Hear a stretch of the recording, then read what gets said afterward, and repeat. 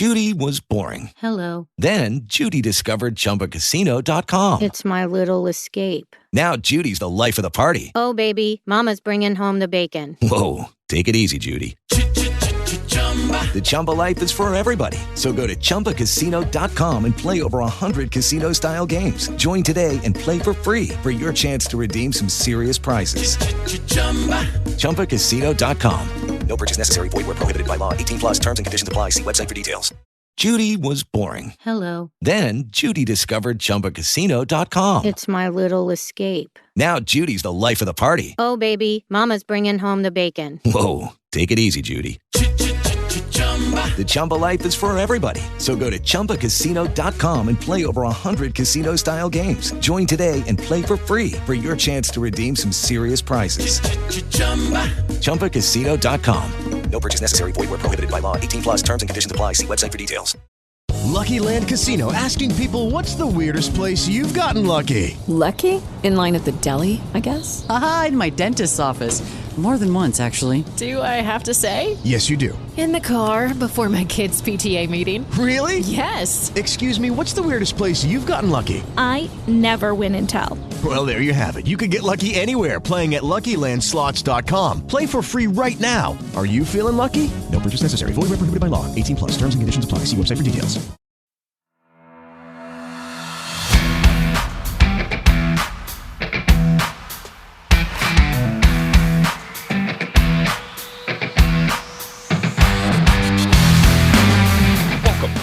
Podcast, the place to catch up on all the regional and national rugby in Wales. You can find us on all the usual social media platforms and message us through there if you want, or you can email us on welshregionalrugbypod@gmail.com. So all the boring stuff out the way, let's talk rugby. Hello and welcome to this week's edition of the Rap Podcast with me, Lee G. Joining me always is Reese. How are you, Reese? Good evening. Not too bad. Not too bad, Lee. So it's good man. So the usual suspects are away this week again. Carwyn and Jamie. Jamie's going to be away for a couple of weeks. Carwyn's been called into babysitting duty.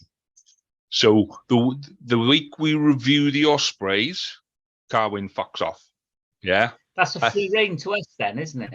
Yeah. If he thinks we're going easy on him tonight, mate, we're going to set Twitter alight. It goes now, it's canon, isn't it? Yeah, absolutely. So joining us this evening is friend of the show from Twitter, Hugh Griffin. Good evening, Hugh.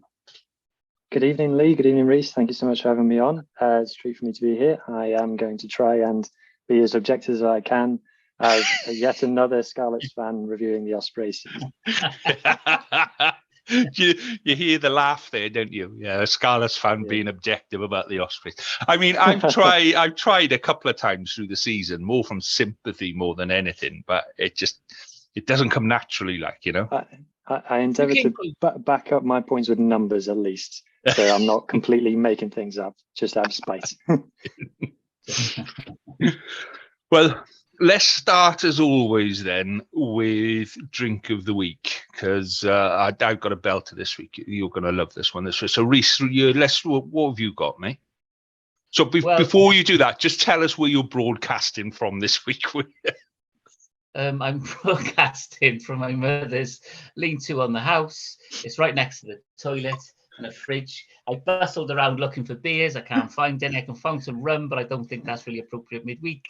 So I've gone for a Pepsi Max. There was, funnily enough, here there are the baby shams that I bought for that show when I had to do the forfeit. But I just don't think I can bring myself to have another bottle of baby sham. Have you still got the taste of them in your mouth? Can you still taste? God. Yeah, it's traumatic. It's awful stuff like it. Don't lie, you loved it. To get Tiny Rebel to sponsor us and him to be sent vats of like Tiny Rebel beer. I'm on a campaign to stop Baby Sham producing, I think, like, isn't it? It's awful stuff. Cool. So Hugh, what have you got, my friend? So I've taken inspiration from yourself, Lee, of last week. You were working your way through the Christmas beverages. So I've got something left over from me. I'm afraid I've not lived up to Reese's standards, and I have got rum. It's called the Salford Rum Company. And I'm from Northwest, in case anyone hadn't noticed that I have not the most Welsh of accents. And this one's called the Salford Rum Company. So that obviously comes from an area of Manchester. It was a Christmas present, and I highly recommend it, not only because it's very nice, but it comes in a very nice porcelain bottle, which doesn't make your house look like an off license. So that's nice. But I found that I had a bottle of rum last week, and you spend most of the time looking at the bottle and going, "This is a good quality bottle. This is got." I think they spend more on the bottle than they do on the rum nowadays. So I think it's you can trick yourself into being. No, I'm sophisticated. No, I am sophisticated. I like the rum. I like a whole range of rums. Like it's it's good stuff. And there's loads of good stuff about, isn't it? Sailor Jerry's. You're a bit of an expert there, aren't you, Reese, on rum? Well, yeah, not an expert, but like I'm still a bit hungover from Saturday. I think like we had the luck of having a bit of a date night because both girls were away, and ended up having cocktails, going for a meal, then some cocktails afterwards. And we come back, and you always think like, we're having such a nice time. Let's talk. Let's open some more drinks. And then you're up then till the wee hours of the morning. And in your mid-40s, it works differently to in your mid-20s, doesn't it? So I'm still feeling different now on Wednesday. So if I do that, I get to about 11 o'clock and I go, it's a bit late now, love. I need my sleep. We try. So my adventures into the drinks cabinet turned up a bit of a surprise because I'd forgotten I had it. So I knew I had a whole bottle, a whole load of like miniatures, and I figured that I had a tequila in the middle of those miniatures, right? So I've got a proper Jose Cuervo Speciale, yeah. So proper. I think this one is actually from Mexico, because which on my honeymoon, which was 22 years ago. So I think that's the first time it's been opened in 22 years. But I'm going to top that as well, okay? Because when I was rummaging around in there, I found a Mexican skull glass.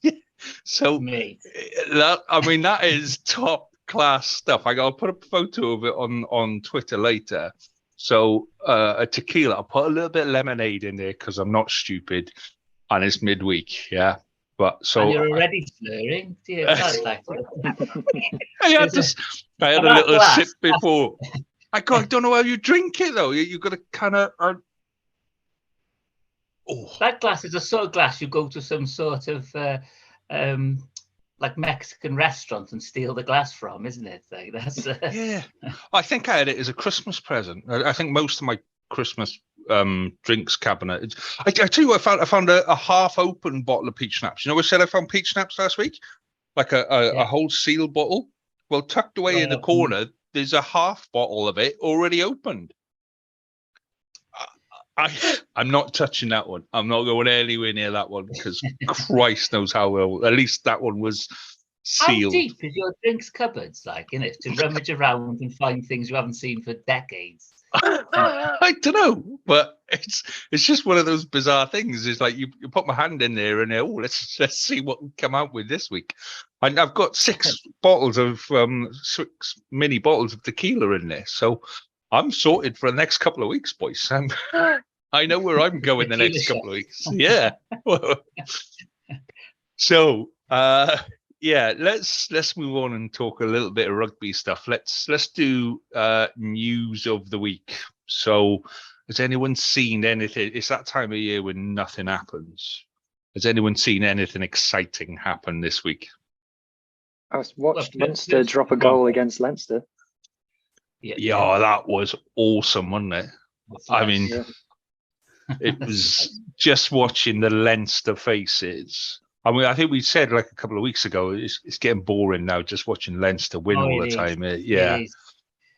It's just, it is so good, like, isn't it? Because you're just expecting them, and it was like it was, Munster are a fine side themselves, isn't it? But not to the levels of Leinster have got to. Brilliant. Leinster didn't put out a strong team though. Well, they did. All Leinster teams are strong, but they didn't put out their Champions Cup team. Yeah, I wonder why that was. Like, was that down to hubris, or? I think it was a bit of hubris in there. Yeah. But to me, that's taking the piss a little bit out of Munster. That's just disrespecting Munster on a little bit, and just getting your ass kicked for it at the same time. It's kind of what you deserve. Do you know what I mean? It's must have been up for it, isn't it? When they saw the team sheet, they've gone, is it, boys? Yeah, right, we're having this. It wouldn't have been hard to get themselves G'd up, isn't it? And the reward for it is a 10-hour. I think it takes about 12 hours on the plane to get to South Africa, because you've got to go into Dubai, and then you can't fly direct to South Africa. Apparently, you've got to kind of go in and out, and or I think there's only one or two places where you can fly direct to South Africa, and most of the rest of it is done on Dubai Airlines, and you fly into Dubai and then down. So Another bit of exciting news. I just want to say, this is probably just exciting for me, is Cardiff RFC won their semi-final against Newport, and now we're in the final. Hopefully to become champions again. We play Llandudno next week. Did I see there was a bit of confusion about the TV broadcast for that? Yeah. So the game was moved to 5:15, so the S4C could bring in the trucks and all stuff like that and set up and televise the match. But I'm not sure if you know, but Beyonce is on in Cardiff tonight. So there's lots of traffic stopped. I had to leave town a little bit early just because they were closing down most of the centre. It looked like like a Six Nations Day there, and I worked a little bit by the Taff Embankment, and across the way. At 9 o'clock, there were queues going around the corner already, like to get into the stadium for the Beyonce gig. So so all of those lorries were in the Arms Park parked up, so they couldn't get the S4C stuff in. So it was moved for no reason, So when is the final now? The final is Sunday at 5:15. I think that will be televised. Yeah, that's right. So that one is definitely. Because I was doing the things in my head and going, how is Beyonce's midweek gig affecting, the Sunday game? But that's right. So the final is on telly. Yeah, I believe so. Yeah. Any listeners can prove me or point me out where I'm going wrong here. But that's what I've been told. Cool. Okay. Well, other Cardiff news. Dan Fisher's retired. You have to say that now with doing the air quotes. Yeah. Dan Fish retires again. How many times can you retire? How many times has he retired? There must be at least 3 in it. Ask Shane Williams. How many times has he retired? But Dan Fish must have retired. I record that as the 3rd time Dan Fish has retired. Because he definitely retired once, and then there was an injury crisis, and he had to come back, and he was only going to come back for like 1 or 2 weeks, and then he retired again, like about 6 months after that, and now 12 months later, he's retiring again. I don't think it was an injury crisis. It was the when the Cardiff side got stuck in that's what yes, and then we had to field a side for the fixtures that we had in Europe, and we had to play like the Harlequins with a mismatch of regional, academy, and old boys, like, isn't it? And they Cam Winnett, the fullback who played against Harlequins, played for the RFC, the Rags on Sunday, sort of thing, and he's a fine fullback. And that's where we first started seeing Theo Cabango. Dan Fish scored a try in that game, didn't he? Against Harlequins? And he was given like free reign, I think, because he was like sidestepping through massive dummies, and I thought that I think they said to the whole Cardiff side, just go out and express yourselves. Because there's nothing else you can do yet. And it didn't nearly work, but it went a lot better than everybody expected. Yeah. Yeah. Well, there's a little bit of news coming out of the Scarlets with Samson Lee has been given a 12-month extension to his contract, either a 12-month extension or a 12-month new contract. I can't quite work out which. What do you make of it, Hugh? Because I'm thinking, like, is he actually going to be on? How many times are we going to see him on the pitch next season? For fingers crossed for him, because at one time he was the heir apparent to Adam Jones for Wales. That feels like a long time ago now. So I'd love it if he was back to his best. I think he was the starting tight head when we won the league in 2017. But on the books now, the Scarlets will have had Wainwright, Wilgriff John. I think, or is he left, or is he still on? Yeah, the books? Wilgriff John's left. Yeah, he's gone. Oh, right. Okay. Okay then. So all right. So that's a space extra free. So we wouldn't have 3 theoretical tight heads on the book, international tight heads, sorry. So okay, I hope it works well, but yeah, it just felt like he could never string 2 games together over the last 5 years, unfortunately. It feels a little bit kind of, it's not desperate and you want to give the guy a chance, but with everything as tight as it is, with money being as tight, you want somebody there that you can really rely on. So either they've delayed his comeback and said, right, you're not coming back and we're not doing the contract stuff until we know, until we're confident. And he only played for Llandovery, didn't he? The other day. But he only played 40 minutes. So yeah, it's one of. Go on. They won. They won. They won the game. Yeah, they did. Yeah. I'm not saying he won it for them, but I'm just saying like the positive to take out of it: 40 minutes and a win over Merthyr. Yeah, but then we all thought Ken Owens was pretty much done and dusted with his neck. So, and he's come back and proved it strong as well. So, fingers crossed, he may do. And the other rumour I'm hearing out of Scarlets today, and it is rumour, but there will be a fixture. So Scarlets against the Barbarians in September during the World Cup, during pre-season build-up sort of a thing. Yeah. There'll be a game, Scarlets, Barbarians. Just rumours at the minute, just kind of, throwing it out there. But aren't they playing Swansea? The Barbars are playing Swansea, aren't they? Yeah, I thought they were playing them quite soon, aren't they? I thought that game was in the near future. I think it is, yeah. So they're obviously doing the rounds somewhere. Why Swansea? No disrespect to, because this is the Ospreys episode. Yeah. No, it's not like it's a historic thing or anything. Like, it must just be they were asked and they were okay. Yeah, we got nothing else to do. We'll come down and play Swansea. So, yeah, interesting time. So there was one other thing that I was going to talk about, which is the magic ball. So we spoke about this a while ago. Have you seen that they're going to trial this now in under-20s World Cup, which is a magic ball that knows where it is on the pitch. So it can tell where it went into touch. It can tell if the line out was straight. So Cardiff are going to love that ball. It can tell if it's gone.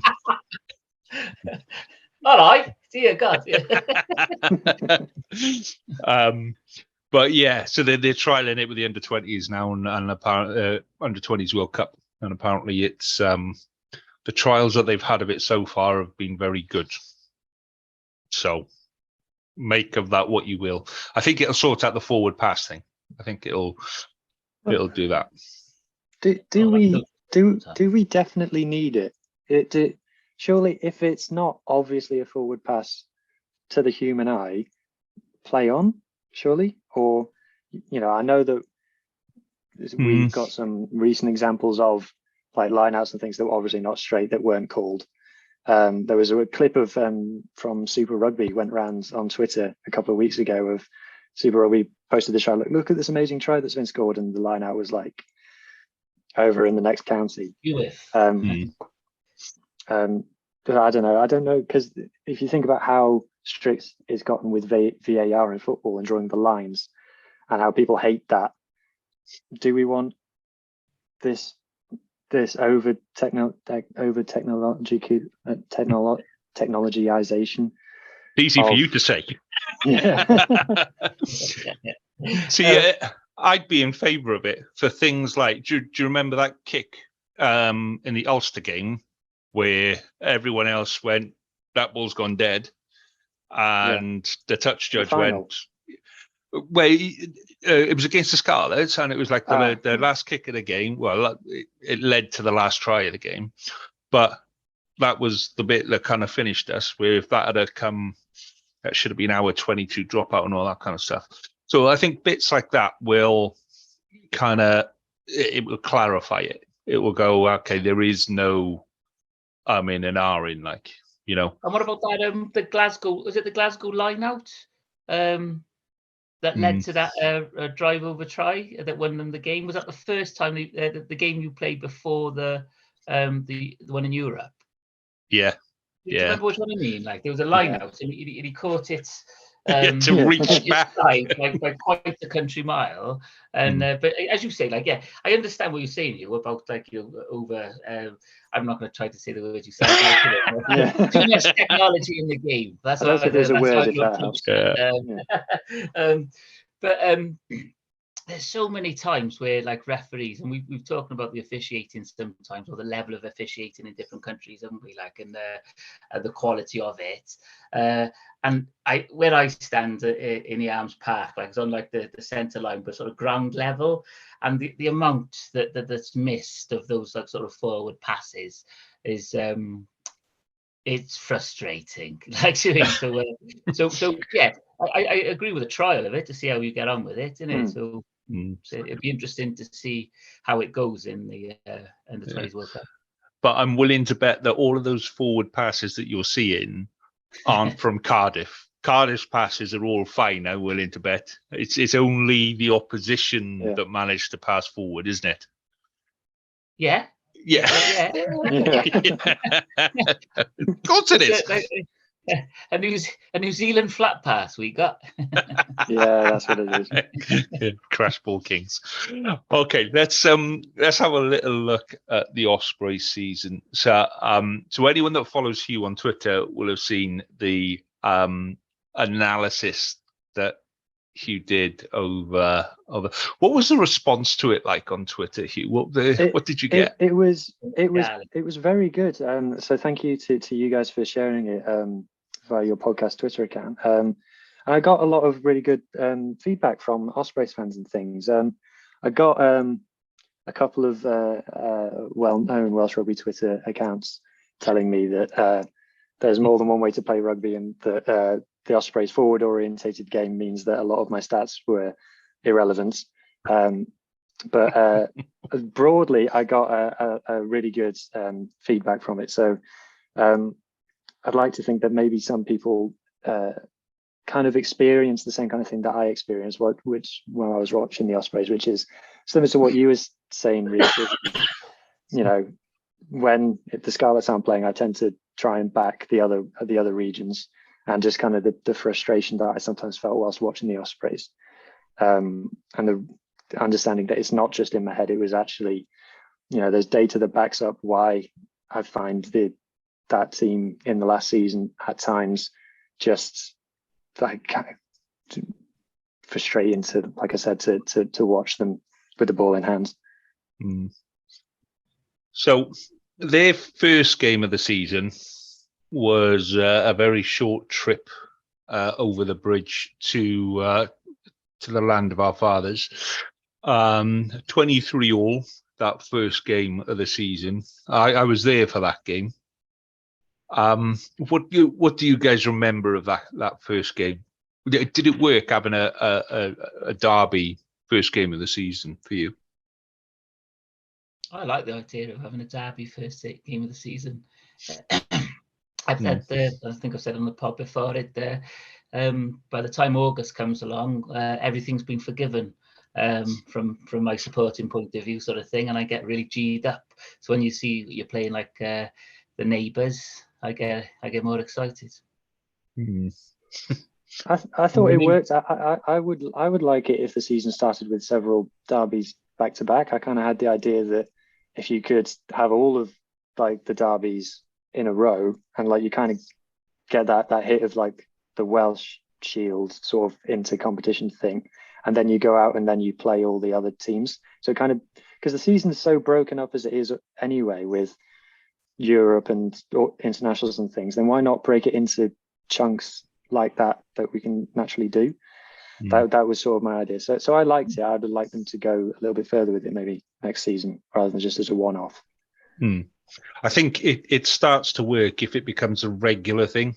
Like we know every Boxing Day game is either Scarlets Ospreys or Osprey Scarlets. You become accustomed to that. You know that's coming. So yeah, I'd like to see, like you say, that first weekend every season. You know, that first 2 or 3 weekends is going to be home derby game, and really, like you say, build a bit of. I think if you capture people at the start of the season, you're more likely to kind of keep them with you through the season. It's having a you get a momentum of crowds as well, isn't it? Because it's not too far to go. If you have all that at the start of the season, you don't have to travel very far, isn't it? So you can follow your team to start with, and that's the difficulty with something like the URC, which we've lost like since like back when we started supporting. But, so it'd be good, like to go to the Arms Park, then to Rodney Parade, then to Park of Scarlets. It's all doable, isn't it? Sort of thing. So I think you might see like bigger, and it's the start of the season, so you'll see bigger crowds anyway, like you naturally do. So it's a great idea. So Ospreys 23, Scarlets 23 in that first round. Did the Ospreys deserve a bit more than a draw? Were they lucky to get a draw? I got to be careful here, but then I'm thinking, fuck it, Carwyn. See, Carwyn is off babysitting. I remember what you were on the pod. Yeah, you're going to have to pretend to be an Osprey, mate. But fuck it, Tipperick should have been sent off in that game. End of. Fucking ridiculous. That's one of the notes that I made when I watched the highlights. I made a couple of notes that thought Tipperick was very lucky not to see red. The Ospreys came back and drew it with the last play of the game. They got it's funny actually. The commentator goes, it was like 79 minutes and 50 seconds on the clock, and the commentator says, right, the Scarlets cannot give a penalty away now. They just need to see the game out. What happens? Yeah, penalty. Penalty. Ospreys kick to the corner. They score in the corner, and then I'm trying to remember who was playing 10 at the time. I think it was Walsh had come on as a substitute for Gareth Anthony and kicked it from the touchline. And this, I remember watching it live. I'm like, please miss. Oh, he hasn't missed. But I think the Scarlets were down in the first half, though, so I think a draw was probably fair. What? Hang on a second. We're not having any of that. You're bringing the balance here, boy. Yeah. I said I'd try my best. Yeah, it was a good game to start. So the week after, the Ospreys entertained the Lions at home, and I think having Scarlets actually played quite well in that game. It was quite an entertaining game, 23-all, and Ospreys would have been quite confident going into that Lions game because Lions haven't got a great reputation, or they didn't have at that point. And I think they lost that one on the last kick of the game as well, didn't they? Yeah, 1 point defeat. They scored 4 tries, which is unusual for the Ospreys to score 4 tries in a game, let alone score 4 tries and come away defeated. But it was actually quite a swashbuckling attacking performance from the Ospreys for all of they're supposed to be so forward orientated. Giles scored 2 tries, and then. But Webb dropped it. I don't know if you might remember. Reece Webb dropped it off the back of a scrum, and the Lions player scooped it up and ran in. And that was kind of like the Ospreys were on the back foot. It wasn't the Lions won it with the last kick. The Walsh had a chance to win it with the last kick and missed. Right. I remember the Reece Webb thing. I remember laughing. I remember just messaging Carwin and going, "See, I told you he was shit." And I think Carwin replied with, "I agree." So, That's Wales' first choice scrum half you're talking about there. Yeah, exactly. Yeah, but yeah, you would have expected them to dominate up front and really just kind of take the Lions to pieces up front, wouldn't you? And it just, I don't know, they just kept letting the Lions back into the game. They never really turned the screw on them, and they never stopped them defensively, I suppose, is how you'd look at that game. They're the weakest of the side, the Lions, isn't it? But they're still a big bunch, and they can still score some decent tries, as they have done all season. So the week after is probably the Ospreys' best result in the URC. When you look at where everybody finishes at the end of the season, you know, to beat Glasgow Warriors 32-17. Yeah, you'd look at that now and you go, okay, yeah, we'll take that. You know, Glasgow have had a pretty storming season, so I don't remember them losing to the Ospreys. I'll be honest. I must have been away that week. It was actually, that kind of flatters Glasgow as well, because going into the hour mark, Glasgow hadn't scored a try. They were losing 20 points to 3. So it was 2 late tries that kind of put some respectability on the scoreboard for them, really. Again, Giles got 2 tries. One of them was a really great finish, acrobatic one. So yeah, I'd agree with you. Definitely their best league performance of the year. I mean, for them to finish, you know, for the Ospreys to finish 13th, having beaten the team that came 4th. Did Glasgow finish 4th? Yeah, 4th. Yeah, and you know, Glasgow were in the Challenge Cup final, and yeah, something must have gone wrong with the season to go from beating a quality side there to finishing in 13th. And wouldn't you say that it sort of typifies the Ospreys? You know, their season, you know, like all the Welsh sides, has been patchy, isn't it? They've pulled off some legendary wins. Like, hang on. We know where this is going, Reece. Go on, say it. No, it's not You're going to say it. It's not about Cardiff, I'm not. But they pulled off some legendary wins, didn't they? Like, like Cardiff and the Sharks, you mean? Just like that. So the Montpellier game, you know, away, do you mean like doing something like that? But the rest of the season has been patchy, hasn't it? It's been like they've been crushed. They've drawn with sides. They've beaten sides they probably shouldn't have. Like that, you know, as you say, like it's quite a result, quite a scalp to beat Glasgow. But yeah, and then losing to us at the last game. We're just going to leave that there. Just going to slip that one in there. Yeah, just sort of typifies their very patchy season. But they were still, you know, up until that point, they were still scoring tries, you know. So how many tries did you say? Did they put 4 over the line against Glasgow? Yeah, 4 again. So they scored 4 tries in consecutive games, which they didn't do again for the rest of the season. Because the week after, they got absolutely taken to pieces by Ulster, 47-17. And if I remember Carwin on that pod, he was almost speechless. He was almost, which was quite rare for Carwin to sit there and just go, "Oh, I don't know." And I don't think we were into the autumn season by the autumn internationals by then. So I don't think that was his excuse. I think his excuse was they were shit. And I've got a bit of a theory about this. I'm interested to get your guys' thoughts. So this is something that I mentioned in the thread. So in those first 3 games, they were all played in Wales. So obviously Scarlets is just over the bridge, as he said, and then there was 2 home games. So this was their first sort of away game, a game they had to get on a plane to go and play.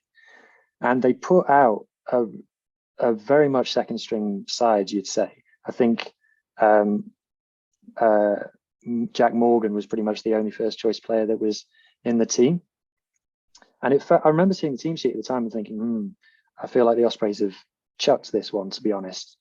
And I wonder whether they tried to operate a sort of in Wales team and an outside Wales team. So the current format of the URC is that the Welsh regions only play 6 games outside Wales all season.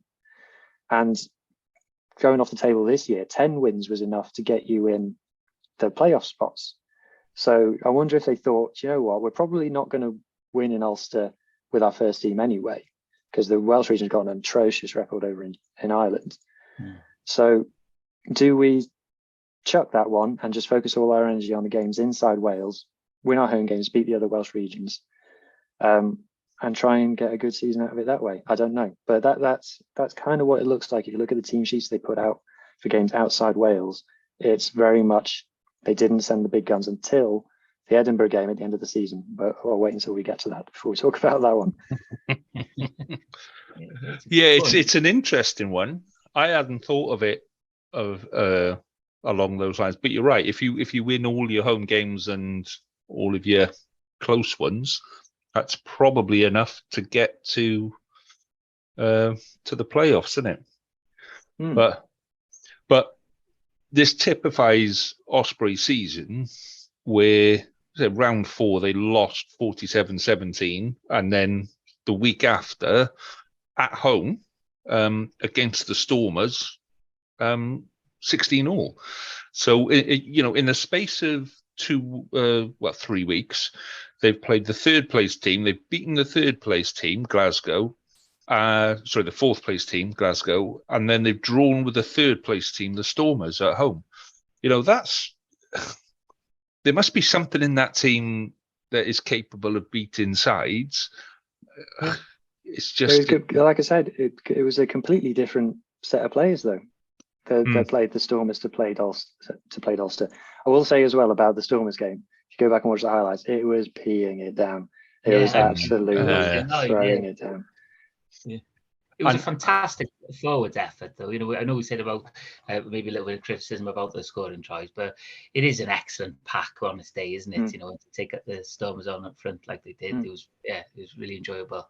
And as an ex-forward, I don't know what it is. I like the pissing down rain and watching squad. I had a conversation with a friend of mine about summer rugby once, and he was like, "No, I want 100 scrums a game. Rugby is about scrummaging. I'm not interested in anything else." See, for me, I remember I remember saying on the podcast, because we were just starting to do like predictions and what have you, and I said I think this is going to come down to the weather, because I'm a little bit obsessed by the weather and how the weather affects games, and I would like to see a summer season precisely to take that stuff away.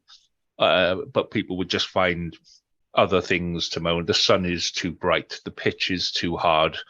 It was too hot. I need to work on my tan. There's all of that bollocks will come out. But yeah, the inconsistency of the Ospreys within that, they play.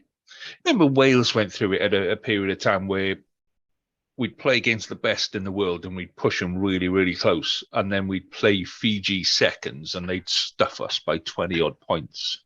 And it feels a little bit like that they can get themselves up for the big games, but actually it's just so inconsistent for some of the other games.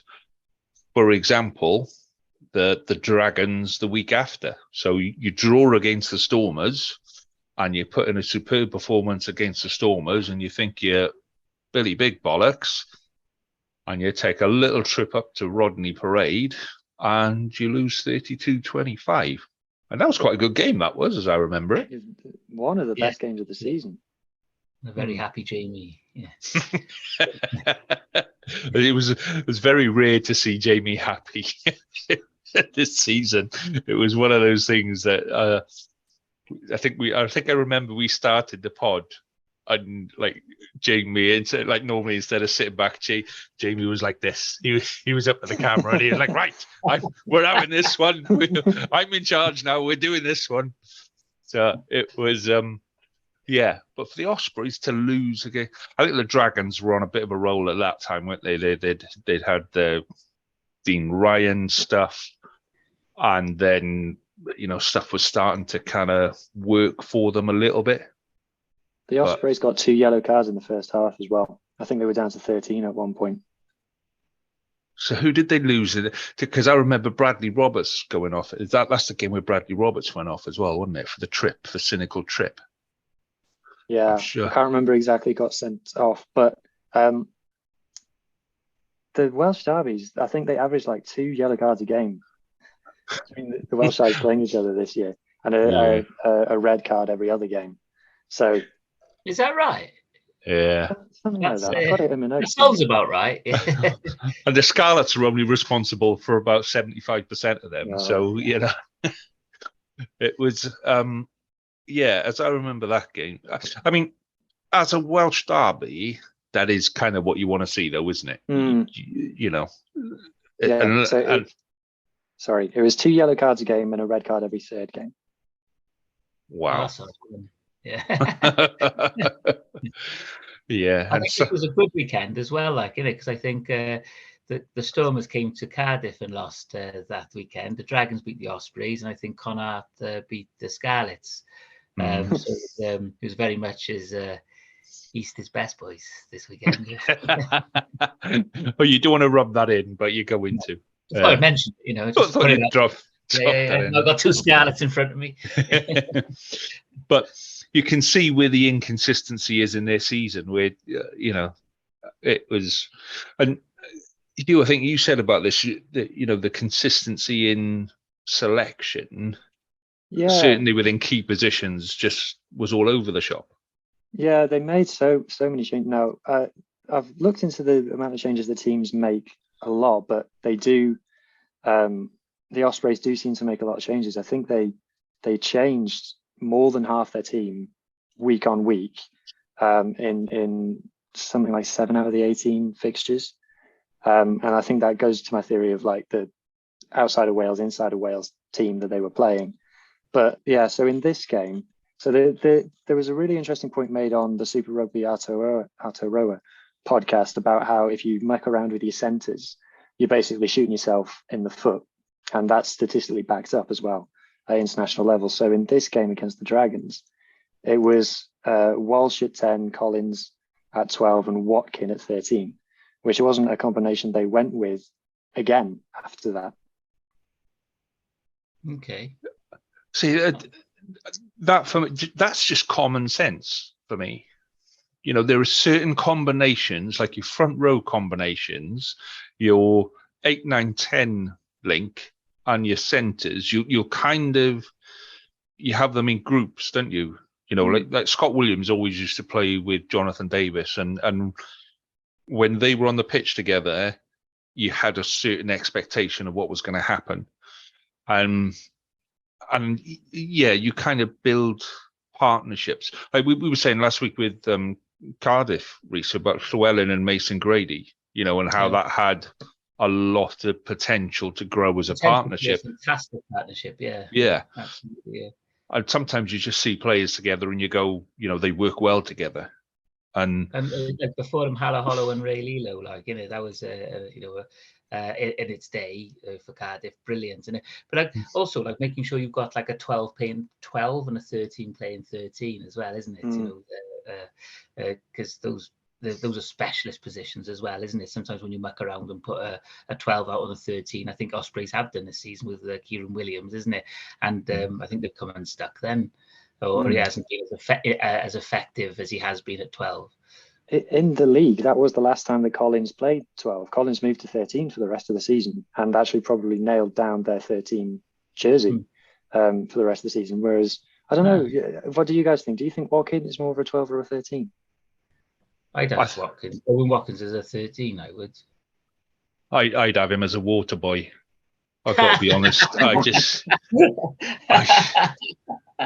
I just don't. I don't see it. I don't. I watch him play, and there's a lot of hype around him, and I kind of watching him, and he's putting in a lot of effort, and not really having the impact. And I can't work out why, and I can't put my finger on, oh, he's not doing this, or he's not big enough, or he's not fast enough, or whatever. He just doesn't. I don't know. Doesn't seem to live up to the hype that goes around with him. Whereas someone like Kieran Williams at inside centre, yeah, I can see why there's hype around him at inside centre, because he will give you 10 metres every time.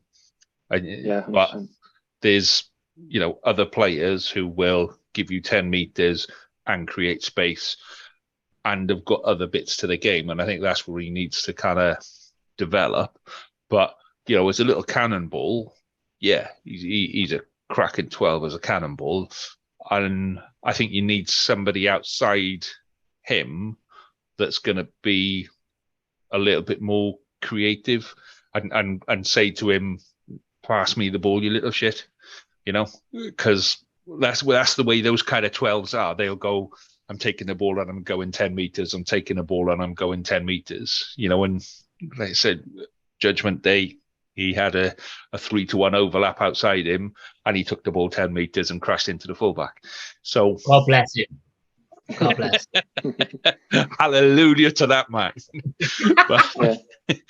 but yeah, it is interesting.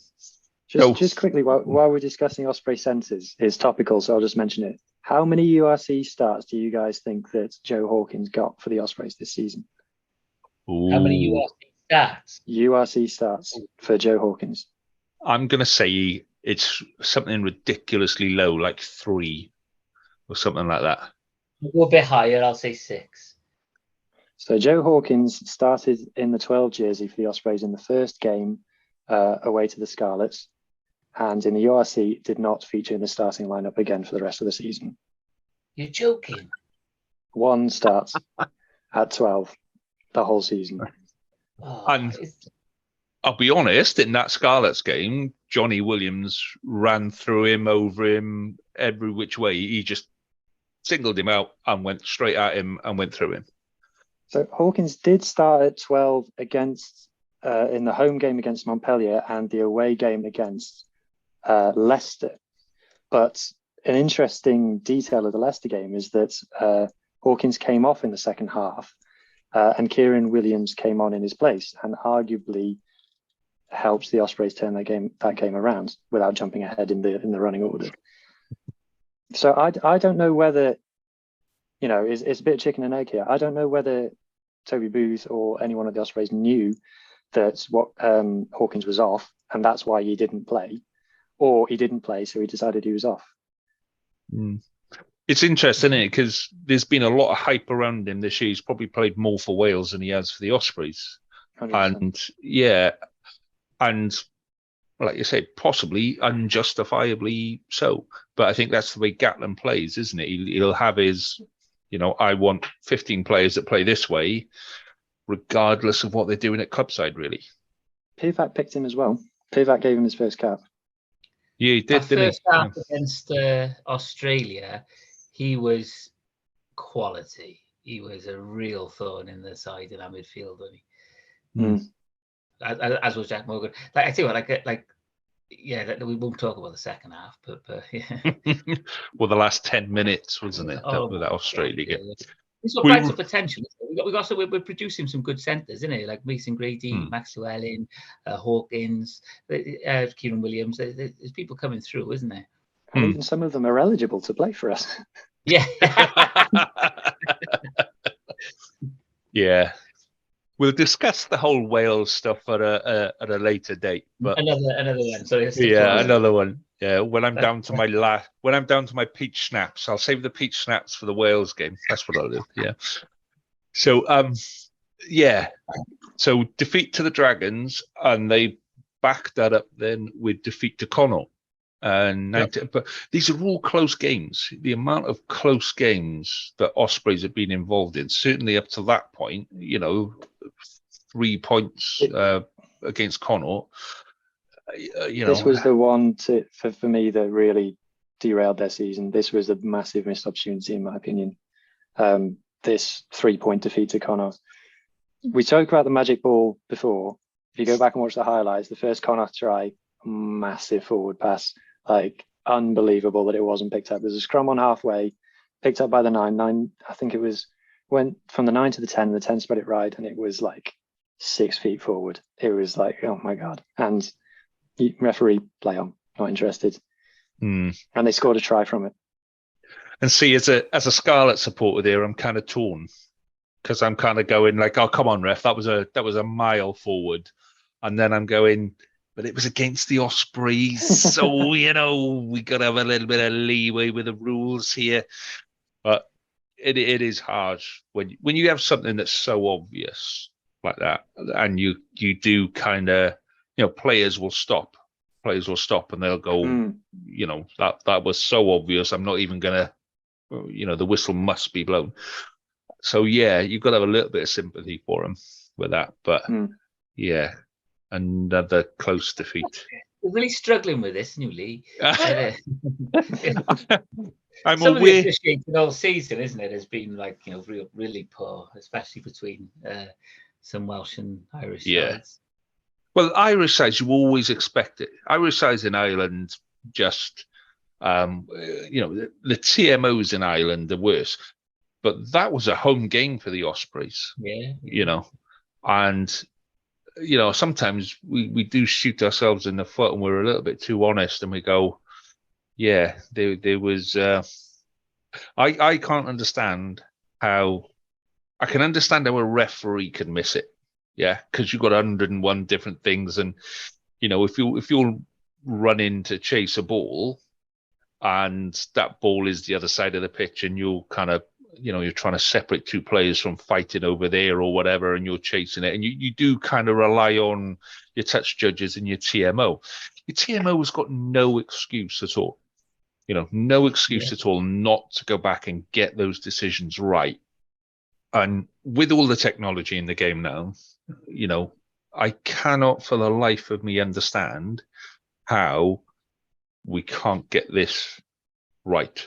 Like there was games. In fact, it was Judgment Day, and it was the forward pass on the line. I think it was an Ospreys try where it was a forward pass on the line, and we saw it. We all saw it and we went, it would have been a great try, but that was about 3 foot forward, and they couldn't get the camera angle from the guy, and we were like, oh, well, where's the guy running up and down the touchline? There must be there somewhere. Where is he? But he was fucking stood there. He was stood right next to the referee. He was recording the referee 2 meters from the line. On the replay that they showed, you can see him recording the fucking game. He was right there. He was right there where he should be. And you go, well, how can we not get that camera angle that is level with where the player passes the ball? Why are you not showing that? Why are you running every other play? Why are you showing, how are you trying to judge a forward pass from a head-on view? It just, I cannot understand how we cannot get that whole TMO role to a place where it actually just fucking works the way it's meant to. So I'm not going to talk about referees and TMOs. Yeah, sure, we've got the Boxing Day game to come up yet. Oh God. Anyway, so then the Ospreys played the Bulls. So 43-26, and another absolute tonking. Yeah, they've gone from some quite decent stuff to another absolute pasting. The Bulls played some amazing stuff in this game, though. Like the tries, there was one of the tries in the first half where it's like pop, pop, pop, pop. It's like watching Japan play. It was really quite something from the Bulls in the first half. And like I said, the Ospreys didn't take any of their big hitters for the journey. Do you think they just don't like flying? Genuinely, do you think they don't like flying?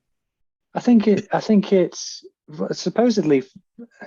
I don't know this from experience, but apparently flying for for big athletes, especially, I don't know what all the regions do, but if they're flying economy and things, apparently it's not good for you. And I think it's a bit of game theory, like I said, about how probably not going to win it anyway. Why would we risk all our top players in this fixture? I don't know. I think there's lots of reasons that perhaps the Ospreys coaches at the beginning of the season sat down and just looked at the list of fixtures and thought, maybe we won't go for this one. Was this a sort of around? Does it have the date on the fixture? Was this around the autumn internationals, this game? I have a feeling it was.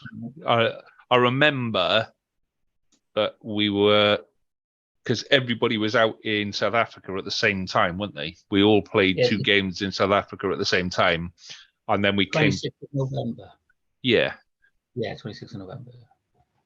So that must be after the autumn internationals. Then did we come back from the autumn internationals and then go out there? Maybe that's what it was.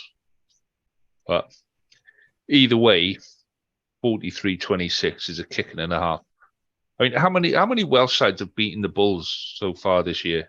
Well, I'm just wondering how many teams have beaten the Bulls and the Sharks. Obviously throw those 2 in there. Can't think of many. The Bulls, all bright and bushy-tailed, isn't it? And got a very sobering experience, isn't it? Well, Ospreys managed to lose to the Bulls and to the Sharks. So yeah, a tough trip to South Africa. That Sharks game was one of the toughest watches of all of them. That was like even the Sharks, I think. So this was after the Sharks had lost to Cardiff. I don't know if you know about that, Reese, but Sharks lost at home to Cardiff. Reminded me of it. I'm happy to talk about it, boys, if you want. I think they didn't have a coach for this game. I think the Sharks had sacked their coach and they hadn't appointed a successor for this game. And it wasn't a good game, but they beat the Ospreys still. And it was the next morning they sacked their coach, wasn't it? Well, it was the morning after the Cardiff game. Yeah, and like you say, they had temporary coaches in place, replacements and what have you. But they still came back and gave the Ospreys a fairly good run over. It's it's just like I say, Ospreys don't travel well. So next game is a bit of a shitter. So we might skip over this one. This is the Boxing Day game, 34-14. And the only bit I'll say on that game is, like I said, the week after, that what's his name? Craig Evans hasn't refereed in the URC since then. That's how shit he was. He's running touch at the World Cup, though. So well done to him. Yeah. Well done to him. In between those, there was the home loss to Leicester, isn't it? And then the away win against Montpellier is worth mentioning as on a. Yeah, that was in the Christmas run-up, wasn't it? There was a couple of weeks before Christmas. Yeah. Yeah. I can't fit them both on the same screen, boys.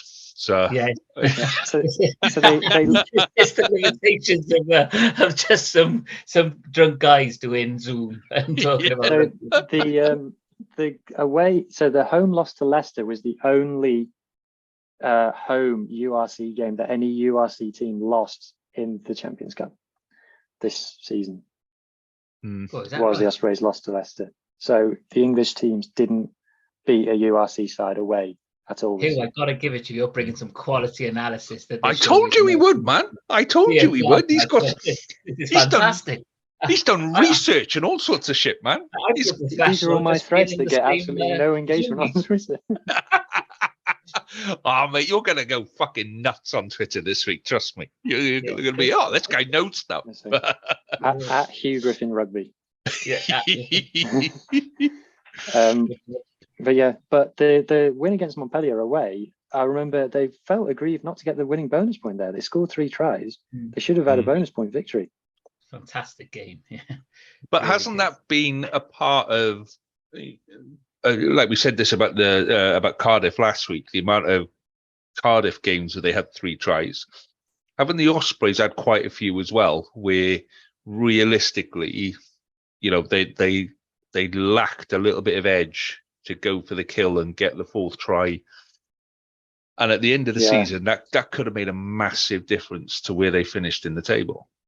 Yeah, so they averaged 22 points a game, which is obviously less than 4 tries, assuming that you get at least a couple of conversions. They only got more than 28 points in the URC 3 times in the whole season. And that's, 4 times, because they got one that was a really high scorer, which is the Scarlets one that we've just gone past. So they just, that's not really enough at club rugby level. At international level is much lower scoring, so that's normally enough. But at club rugby level, so many more points get scored that 3 tries isn't really enough to win games most of the time. And is it something to do with like the bench, sort of like all the Welsh teams not having very strong benches to bring on in the later stages of the games to put those games away? I definitely think so. The final quarter is the time where the Ospreys concede the most points, so by a long way. So the Ospreys tend to start both halves quite okay and then tail off as the halves go on. So I think it's fitness, and I think you're absolutely right. The bench lets them down, I think. See, I am loving the quality of analysis this week. It's wicked, isn't it? I'm excited, man. It's not just us insulting each other, It's substance this week, boys. And so far, Hugh hasn't said, but we had 14 players away with Wales. That's not even being brought up. That's not even there yet. Do you know what I mean? It's, top quality stuff. So, you're going to love the next one then, Reese, because... We can go over that one. Yeah, this is the one that Karen won for the Ospreys again, just by the heady cocktail of me and him going to any sort of this fixture at any time, whether it's in Swansea or Cardiff. Who bought the tickets for it? Is it to do with who buys the tickets, or is it? Was Karen that bought the tickets? Yeah. Maybe that's what it is, mate. When my mate bought it off him because I had my season ticket, didn't it? So, and we met our hip, and at the time I had my skinhead and my big beard sort of thing. So stood next to him, I just looked like an unhealthy, beard up, too many burger version of our hip. Well, you sent a photo through in the WhatsApp group that said, "Here's a photo of me and my brother." And we all looked at it and went, "Yeah, and why are you sending us that?" And then it was like, "No, that's our hip." Is it? Well, that's you. So it was, it did take us. It was over Christmas, to be fair. So the drinks cabinet was full at that point, and we were working our way through it. So I'm going to use that as my excuse. But you in that photo that you sent through, you really, really looked like it, mate. It was. I was on my crutches then as well. So the lovely chap. He's played for the Ospreys and Cardiff, and very approachable. Just went up and had a chat with him, and he was he had all the time in the world for us. Like, he's a great guy. So, but I don't want to talk too much about the game, but carry on. I'll tell you what happened in this game was that Cardiff got off to a great start because there was a kick through that was going absolutely nowhere, and Walsh was stood right over it, could have picked it up, decided, no, I'm not going to pick it up, and then Cardiff scored. I think it was Owen Lane jumped in and got the try. So that's it. Another one of those kind of the second choice player maybe not performing for the Ospreys. But we've said this about Walsh a couple of times, haven't we? Where he's got a lot of potential, but just seems to freeze in some of the big games. So that's the only game that he played at fullback all season. So he was picked at fullback for the Ospreys in that game and didn't play there again before or after. So I think maybe that kind of contributed to it. It had a feeling, as close as it was. It had that feeling of their pack took the game a little bit by the scruff of the neck in large portions. I thought, like watching, and I'm not sure if I was just like worried that I was stood next to Carwyn, but it just had that sense of inevitability that we were going to lose the game, sort of thing, even when we were looking sharp. But who scored altogether for Cardiff? I can't remember now. So was it Lane? Did Josh Adams get on the score sheet as well? Josh. Was it the one where Josh Adams scored a great one, where it was a huge pass over to him on the left hand side? Yeah. And he had acres to cover, and he got there. I think he bounced yeah. a couple of boys off, but then he had to go. I think he got injured in the act of doing that. Yeah. You always go. And then the last kick, we had a was it a penalty? But we were more than three. It was a pen. Oh, how did the game finish? Because I remember the team racing forward to try and gather the kick and score a try, and we just missed out. Like it was just, and then the final whistle went. Yeah. What is in that Everyone. Pepsi Max, mate? Because Yeah, we took a penalty at the end, and I think some corners of the Arms Park booed. But then, like as he took the penalty, the entire team streamed forward to try and gather the kick and score a try. But Are you allowed to do that? I'm sure I saw a clip with Nigel Owens that there's some kind of rule where if you're taking a kick at goal, you have to be obviously trying to get it. You can't do a clever set play off it. The rule, but I think you can still chase it, can't you? Sort of thing. So if it bounces off, the rule is that it's called gentlemanly conduct. It's part of the gentlemanly conduct rules that you have to make a valid attempt at kicking the ball. If you opt to go for a kick for the post under gentlemanly conduct, you have to make a genuine attempt to kick the ball over the post. But right. I have seen sides kind of try and do like a crossfield kick, and it's a bit just blatantly obvious, under 15s, under 16s, and all of that kind of stuff. I'm going, oh me ref, no, that was a genuine kick that was, and so yeah. It is one of those things, but gentlemanly conduct rules is what it is. Gentlemanly conduct was originally how you stopped fighting. That's the gentlemanly conduct said that you should play the game within the rules and the intention of the rules, and so that they didn't have to say you're not allowed to twat the opposition 9 just for him gobbing off all the time. So that never made it down to the Cardiff and districts.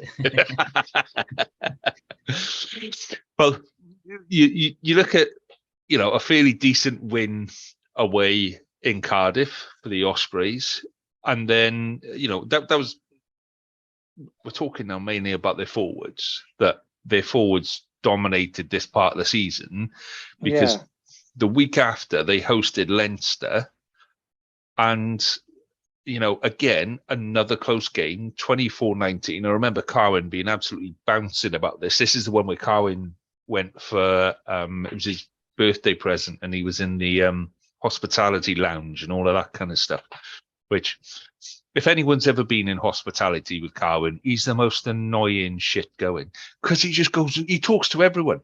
It doesn't matter if, like, it could be Warren Gatland, it could be Joe Hawkins sat in a hospitality lounge where Carwyn's not even invited into the lounge, and he just walks in through the door and goes, "All right, Joe." I gotta say, that's wicked, isn't it? You've got a wicked big night to the night out with Carwyn. You don't know where it's gonna go. Like, I love it. Yeah, you don't know what it's going. But this is what he was in hospitality for, and he was, bouncing. We've still got players from that hospitality that have said that they're coming on the pod, and this was back in January. Yeah, must be end of January. So, but to hold Leinster, 24-19, to be in the game, at the final whistle, there aren't many sides that have done that so far this year. No. It was a decent Leinster side as well. I think Dan Sheehan was one of the try scorers for them, and I think Hugo Keenan, I don't think he scored a try, but I think he set one up. I don't know if you might remember, but it was 2 quick-fire tries from Leinster in the second half. The Ospreys were kind of level pegging, and then there was 2 tries in the space of 3 minutes from Leinster around the 60-minute mark, and then that was the game. They kind of had it then. See, I tend to remember Ospreys games, by how much Carwyn WhatsApps me. That's how I judge the game sometimes. And I remember him being a right pain in the arse on that game. But it's a good performance by them to do that to Leinster, isn't it? Even though they lost. So that was Leinster at home, and then again, if you're 25, you're 5 points behind Leinster 1 week, and then you scrape a draw by, you scrape a win by 4 points away in Zebra the week after, and again, it's just inconsistent, isn't it? Like you're saying, it's the whole thing about traveling. It's about playing at home and then traveling away. And all right, that's a win, but realistically, when you push Leinster that close, you'd hope that the following week or the next game you'd back that up with a fairly decent win. And that was a scrape. That was not a convincing win at all against Zebra. Yeah, the bench saved them a bit.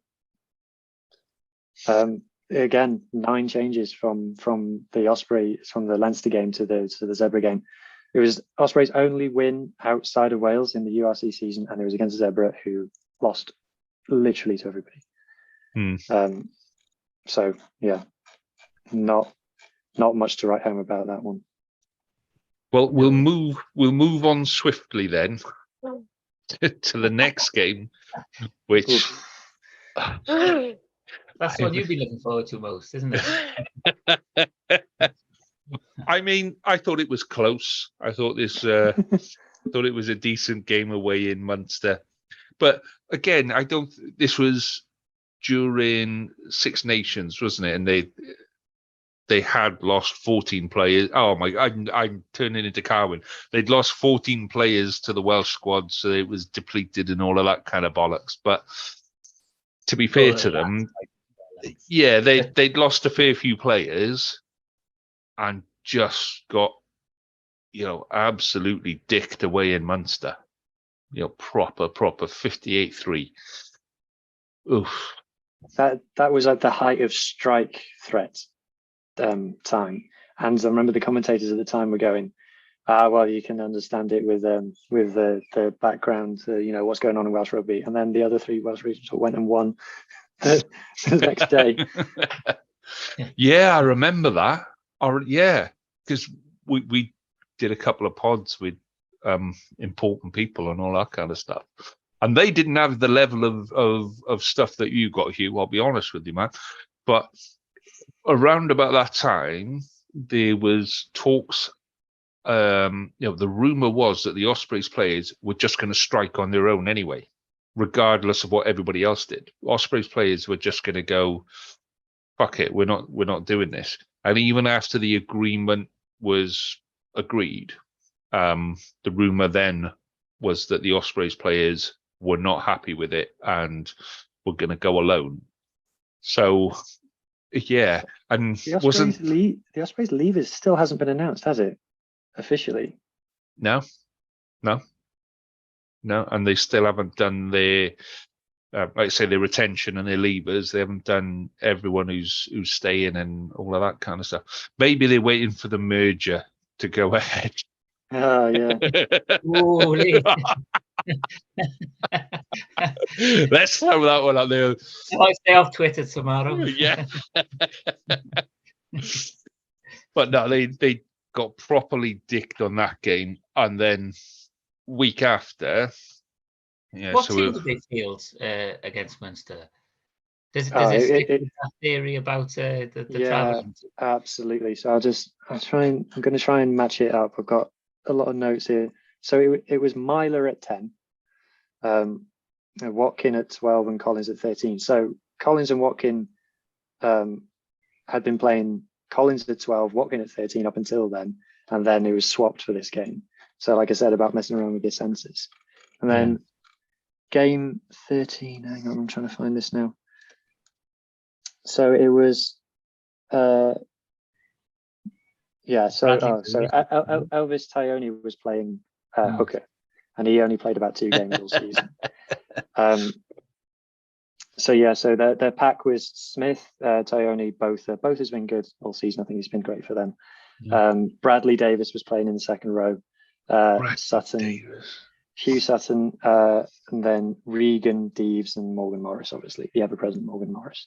And then Max Nagy at fullback. Yeah, Keelan Giles, Morgan. But when you roll it I mean, I love the fact that his name is Elvis. I'd have him in my team every week just so I could say Elvis has entered the building or Elvis has left the pitch. And if I was doing the introductions, you do the substitutions and so Dewi Lake leaving the park and Elvis has entered the field. You just want to do that kind of stuff, But genuinely, I'm looking at their bench options and on this game, and there's people I've never heard of. Yeah. They had the lesser Cowan-Dickey as the backup hooker. Do you remember? Luke Cowan-Dickey's brother came in as an emergency injury cover and it got 2 games off the bench for them. Yeah, I remember that. We got Cowan-Dickey coming, boys. Has he got his move then? Because didn't he was supposed to go, was it Montpellier? And then they haven't signed him because he got drunk. He went on the piss the night before, didn't he? Apparently, he's gone to. They did say he signed for there's an English club that wants to sign him now. I think they're just going through the motions of it. As long as he doesn't get pissed the night before, I think he'll be fine. But if you've got Bradley Davis in your second row, I mean, I genuinely thought he'd retired. Genuinely did. I thought he'd retired like a couple of years ago. And wow. Yeah, so when I'm talking about the outside of Wales game, Bradley Davis started 4 of the 6 games outside of Wales. See, I'm loving that level of analysis. That's absolutely right. Yeah, that's cracking, that is. So, stuffed by Munster and then defeated in another close game by Benetton at home. So, at home, and they should have been, putting out a decent side, but they still lost it. They had a conversion to win it. Oh, that's I remember. Oh my God. So they were on the attack. I think they were on Benetton's try line. They got advantage. So they were playing advantage and they spun it wide. And literally the commentator again was going, "Don't score in the corner. You need the conversion." And they scored in the corner. I think it was Reuben Morgan-Williams scored in the corner. And then they missed the conversion and lost by 1 point. Ugh. Whereas if they'd have taken like a scrum, I think they were under the posts when they got the advantage. And you just put Morgan Morris and you go, right, off you go, son. Go run at the big softy in the 10 shit. Yeah. But again, that's a long way home, isn't it? From Swansea.com stadium, isn't it? That's a long way home after that. And don't get me wrong, car has been hit. I put my hands up in it, but dear God, this is a miserable event. But I think that goes again with what you're saying about just the inconsistency in the Osprey season, where maybe you expect to have people like Alan Wynne-Jones or even Bradley Davis, old heads, people that know what they're doing, people that will calm it down. You got Tipperick, you've got bloody Dewi Lake when he's there. You've got Nicky Smith. You've got experienced people. Yeah, Anscombe. You've got Reece Webb. But people that should know how to play a winning game. Do you know what I mean? And they seem to have bottled it at vital moments through the season for various different reasons. But and Scarlets went through it as well, where you just go in, oh Christ alive, boys, just you've got a penalty, like you say, you've got a penalty under the posts, you're 3 points ahead, take the penalty, put it over the posts. Yeah, don't go for the corner. Just calm it down. You've got 10 minutes left. Calm it down, slow it, stop it. Let's do this. And I think the Ospreys are missing a little bit of that. And I can't see it getting any better next season, if I'm honest. It's going to get worse across the board, isn't it? Yeah, but you were doing so well with being Mr. Happy. You were doing so well. Well, I'm only here to do that, and I like it. It'll be all right, boys. It'll be all right. Everything will be fine. So a 1-point loss at home against Benetton, and then Revenge against the Dragons. yeah. So I'll be honest, I don't remember this game. So someone's going to have to enlighten me as to what I Do you can't not? remember. This was No. the game that Di Flanagan had to apologise because everyone thought that he'd sent all the Dragons players out to kill Walsh. They played it in that one. a Yes. different Yeah. stadium, didn't they? Is that the one? No, that was a Dragons home game. It was played at Swansea.com, but it was Tompkinson got sent off for a hit on Walsh, and I think Moriarty got sent off for a hit on, if not on Walsh, on someone else as well. So, hang on, I've got the cards for this one. Wouldn't have sent people out to hurt people. It was just like, make him sweat a bit. Like, it's like what every rugby team does. Like, you're not putting enough pressure on him. Go get him. Like, do you mean? Yeah. So a red card and 3 yellows in this game. Yeah, Jesus Christ. But I think that was the way Moriarty kind of played this season, because he tried doing it against the Scarlets as well. And you could see it was a couple of games, for as good a player as Moriarty was, the reason he isn't in the Welsh side is because of his discipline. And he's just kind of, he's a liability when things are going tough. Instead of being that old experienced head now, which is what he should be, he's more of a, right, follow me into battle because we're going to beat somebody up. If we can't win, we're putting a couple of them in hospital, sort of a thing. And I think that's what's done him this season. That lack of a cool head at key moments, and he's just gone the other way. And yeah, that Ospreys game, I do remember him kind of going a little bit crazy, and it wasn't Di Flanagan. Like you say, everyone was saying it's Di Flanagan. They said, no, it wasn't Di Flanagan. That was players just losing their cool on the pitch. But, Ospreys won, I suppose. Something for them to be happy about, I suppose. But so moving on. We're nearing the end of the season, gents. Edinburgh.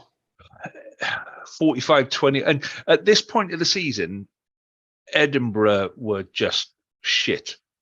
They were awful at this point of the season. This was a shocker. This result, 45-21 to Edinburgh. This is because my theory about the outside of Wales team, the Ospreys went full noise for this. They put out the best team they could, and they got absolutely hammered. They threw 2 intercepts in the first half and just killed them. Killed them. I remember those intercepts. Yeah, just not playing very with much streetwise. Well, it was at that point of the season where if they'd have beaten Edinburgh, then the Ospreys Cardiff game, the Judgment Day game, would have been very, very different. That there would have been a lot more on the line for that game. As it happened, losing to Edinburgh, not coming away with any, not even a losing bonus point, meant that Cardiff just needed the 1 point, I think it was, from Judgment Day. So it really shafted their season, and they were 28-7 down after 20 minutes. 28-7. Wow. God. That's just insane stuff, isn't it? And that's with Alan Wynne on the pitch. That's with Owen Williams on the pitch. That's all of their not even just like internationals. That's their British and Irish Lions. They had Reece Webb at 9, Dewey Lake at hooker. They literally went for it selection wise, and it's just, oh my God. And if you're an Osprey supporter, and thankfully none of us are, but if you are an Osprey supporter, to come away from Edinburgh with that kind of scoreline, you've got to be pretty pissed off with everything, to be honest. I was scared after this game. I thought this would really galvanise them, and because Cardiff hasn't had the best season either, that they were going to come and give us an absolute spanking. Like, I was really concerned about that, but Turns out not, but we can get to that in a minute.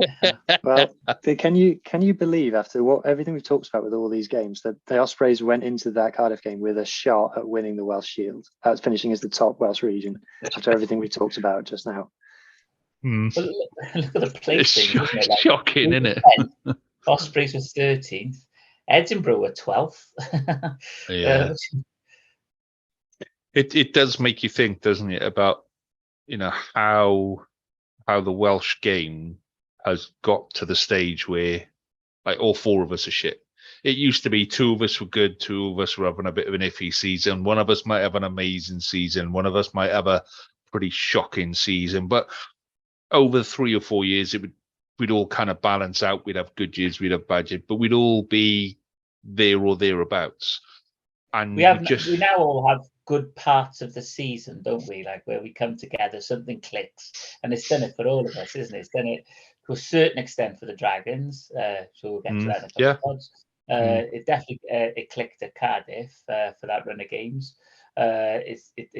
Ospreys winning away to Montpellier and things like that. Things clicked in their game plan, didn't they? And Scarlets obviously on their run. Hurts to say that. Like I was saying earlier about how the Welsh regions kind of destroyed each other's seasons, because you're going into the Christmas derbies, the Ospreys in their previous 5 games had lost 4, drawn 1, and went on to beat the Scarlets and Cardiff.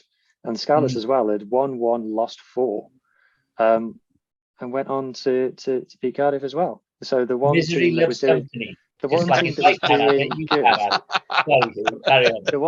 the one team that was doing all right, which was Cardiff, went into the Welsh derbies. They're on top of the world, thinking, right, a few easy points here, and we're going up into the playoffs. And oh no, the big Welsh dragon is eating itself again.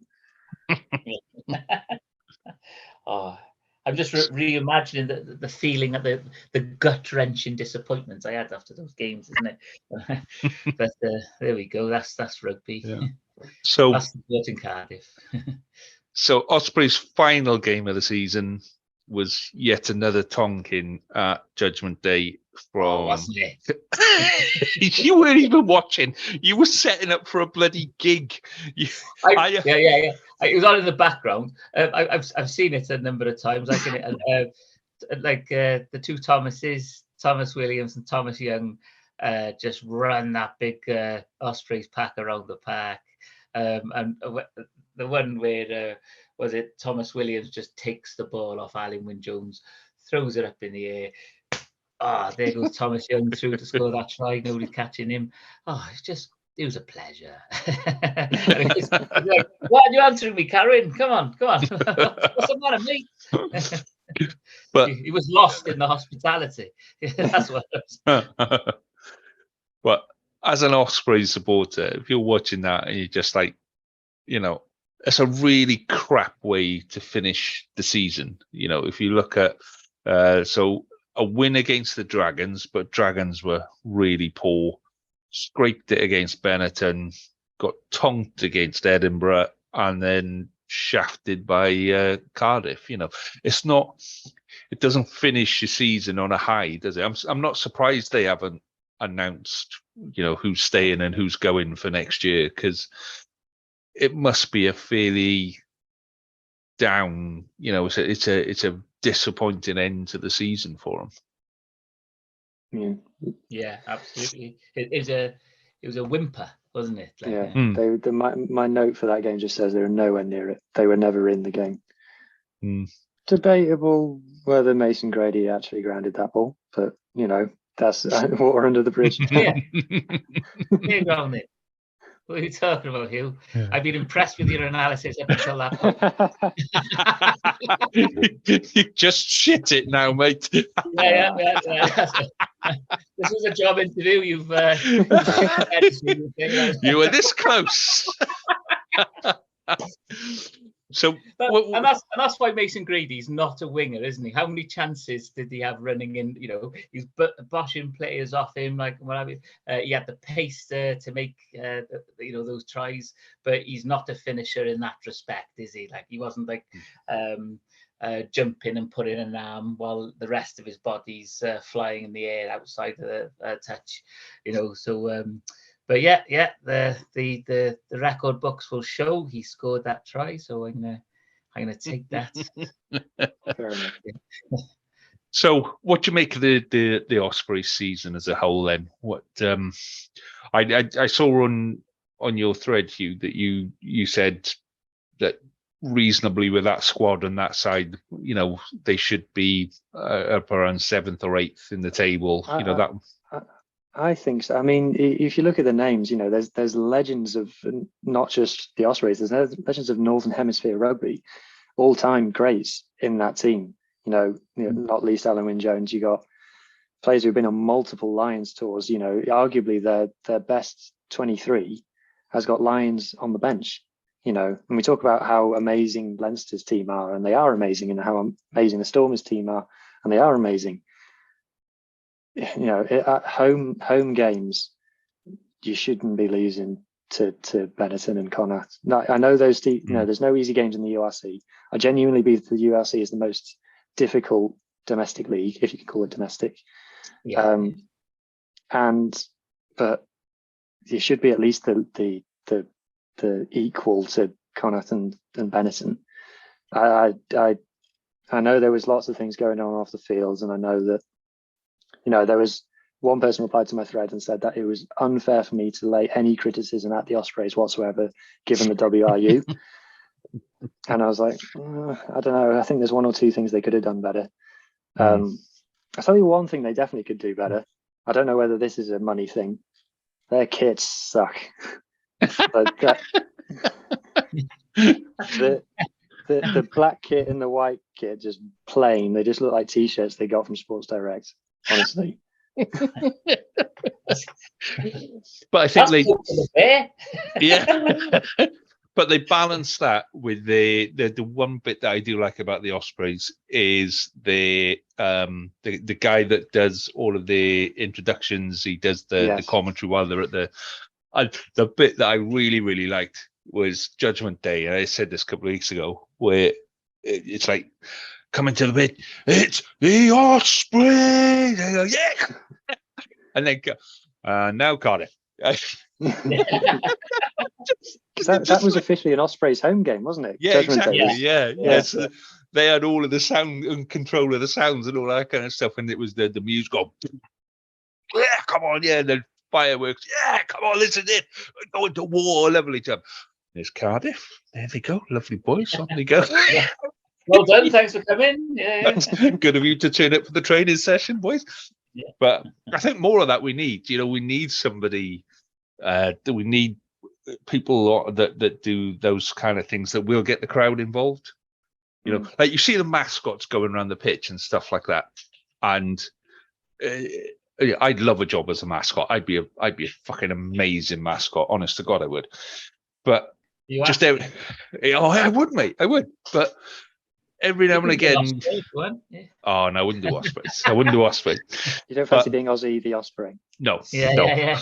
I have a line. I have a level at which I will do it.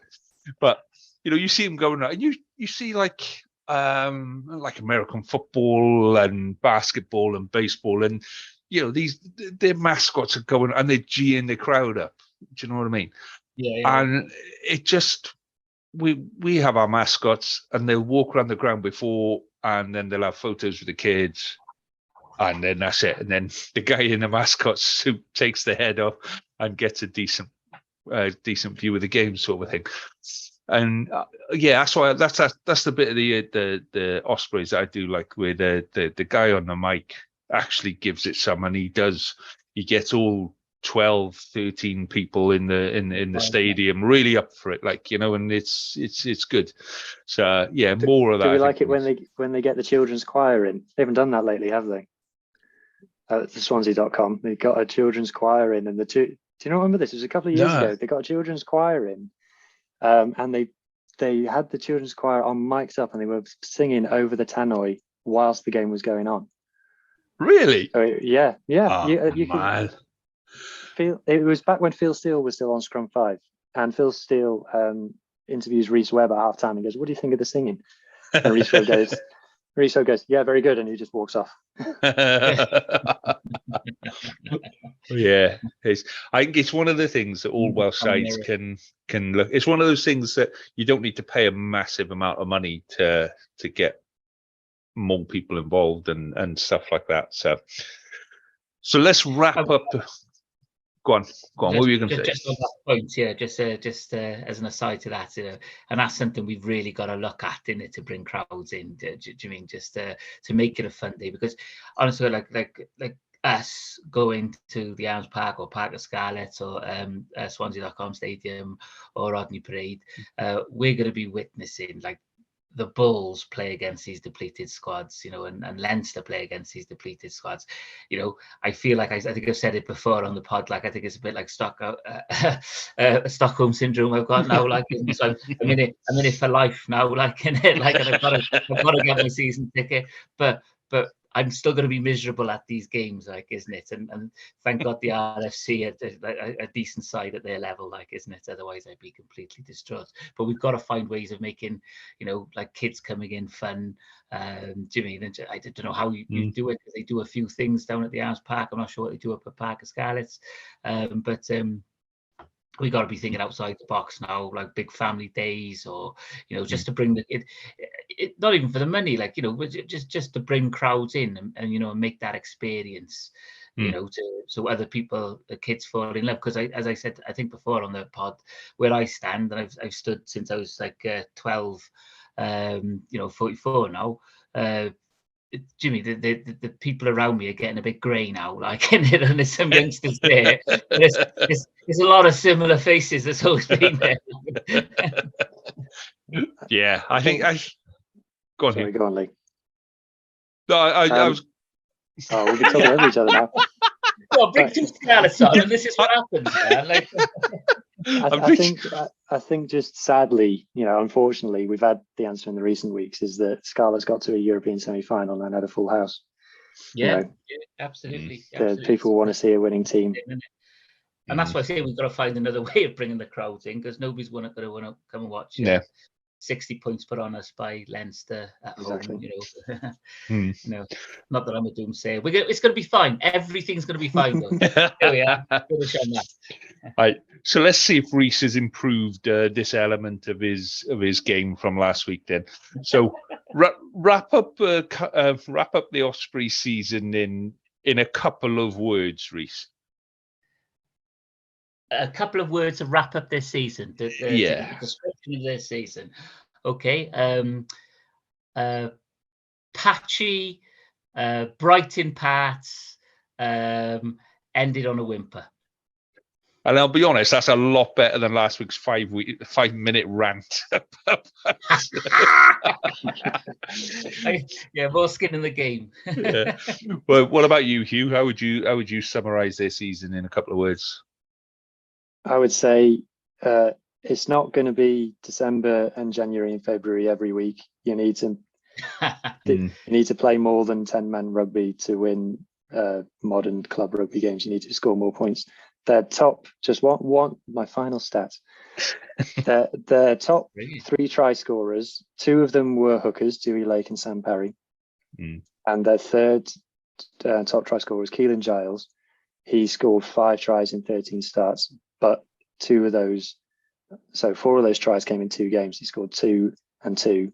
So he only actually scored tries in 3 games. And he was their top scoring back. Oh, right. Okay. Yeah. See, that's why I loved reading your thread, because it's stuff like that. But yeah, it's that's the sort of stuff you want to read and go, actually, this is, for as good as they say he is, only scoring tries in 3 games, just not up to it. Okay. I was looking at like a thing on online. I think it just popped up on Facebook of the top Cardiff try scorers in the modern era, and Dacey was on there, the hooker. Like, it's doing like it is, so and that's in the modern era. It's doing like it is. That says a lot, doesn't it?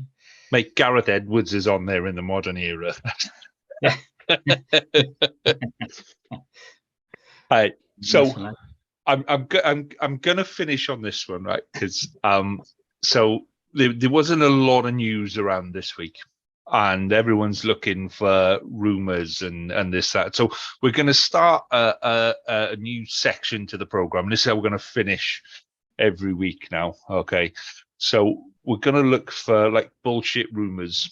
So, and I'm willing to bet at least a couple of the bullshit rumours will actually turn out to be accurate at some point. So, so I put a little tweet out earlier about, give us some bullshit rumours. So Joe has replied with, "We're going to win the World Cup," which, fair play. Dan has replied, and this is my favourite one. So Dan has replied with, "Owen Robbins takes over from Dai Young." And I look at that, and there'll be some people sitting around there going, "Yes, that would be a good move. Yes, I like that one. I can see that happening." And what was it? What was the other one? It was about. Oh God, where's it gone? Where's it gone? Anyway, let's not. I was about somebody moving clubs. Yeah, I don't worry about that one. So that's our bit for next week, is to get as many bullshit rumors. Let's start a hashtag called bullshit rumors, and we'll see how many bullshit rumors we can get in Wales Online. I thought you were going to say the rugby paper. How many can we get in the rugby paper? Yeah. I think we should have 5 points for each paper. If you can get it in Wales Online, that's 5 points, and then rugby paper, that's another 5 points. But you've got to start a bullshit rumor, and that's how we're going to score our off season. Is how many bullshit rumors we can get out there. Right. As a Cardiff supporter, I'd love to see Owen Robbins. I put out the the White Dove of Peace, and I'm all about affinity. So, I don't give a shit now. Come at me. I think the danger is with that is you go something like Ospreys in merger talks with Glasgow or whatever, and within a couple of days, somebody will be on that and they'll be going, right, well, yes, now let's discuss this in detail. It's one of the ones that I'm personally going to stay away from, is Ospreys merger rumours. It's a time bomb waiting to go off. It really, really is. Right, gents, thank you very much for your time this week. Hugh, thank you in particular, mate. Yeah, nice. Absolutely. Thank you, guys. Superb. So where can people follow you on Twitter again? What's your... So Twitter handle, Hugh Griffin Rugby. So HUWGRIFFIN Rugby. Cool. And if anyone hasn't read your thread, it's on your timeline, and it is a superb read. So thank you very much, sir. With that in mind, see, now he's calling me sir. Oh, you can come back again, lovely boy. Oh, we like that. Beat that out, you. With that in mind, gents, I shall bid you farewell for this evening. Enjoy your rugby, and we shall do this all again next week. We will do the Scarlets. Yay.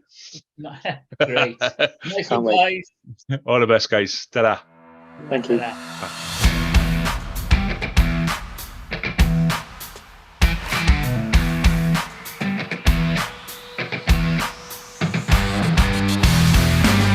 Thank you for listening to the Wrap Podcast. We hope you enjoyed listening as much as we enjoyed recording it. Please do rate us and tell your friends, as it really helps us to grow and get better. We'll be back next week with more of the same, and until then, enjoy your rugby.